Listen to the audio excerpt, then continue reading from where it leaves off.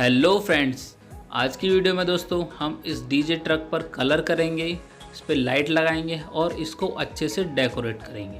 तो दोस्तों आपके ही कमेंट पे ये वीडियो है, तो दोस्तों इस वीडियो को आप एक बार पूरा ज़रूर देखिए, जिसमें मैंने बहुत ही आसान तरीके से आपको इसको डेकोरेट करना सिखाया है।